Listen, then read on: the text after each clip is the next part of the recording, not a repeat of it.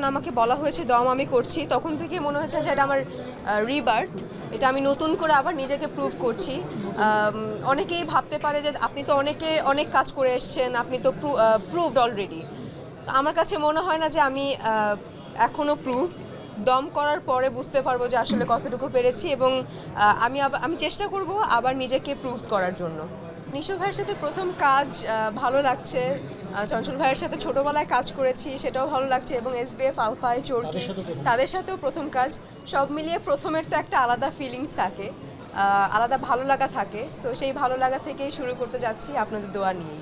আপনাকে যে আস্থা রেখে আপনাকে নিয়েছে, সেই আস্থা আসলে আপনি কতটা ফলাফল দেবেন, সেটা আপনি কতটা কনফিডেন্ট? দেখুন, আসলে সব কিছুতে আসলে সবাই চায় সেই আস্থাটা রাখতে, এবং আমি যে খুব ইজিলি ঢুকে গেছি, ইজিলি দম করছি তা না।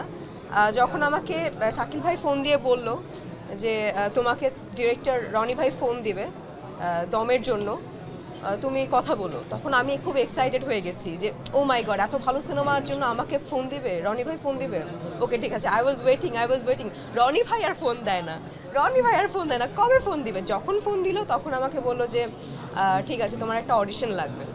আমি বলছি অডিশন, যেই জিনিসই নেন আমি এক পায়ে রাজি আছি, but I want to do দম। সো অডিশন দিলাম। অডিশনের পরেও অনেক বেশি টেনশনে ছিলাম যে কি করবে, আমি কি অডিশনে পাশ করেছি নাকি আমি কি ফেল, বলবে যে না তোমার অডিশন ভালো হয়নি, তোমার সাথে অন্য কাজ হবে, এই প্রজেক্টটা থাক। তারপর অডিশনটা 3টা ছিল, একটা উইদাউট গেট আপ, একটা উইথ গেট আপ, আর একটা হচ্ছে তিনটা প্রপার 3টা অডিশন নেওয়া হয়েছে।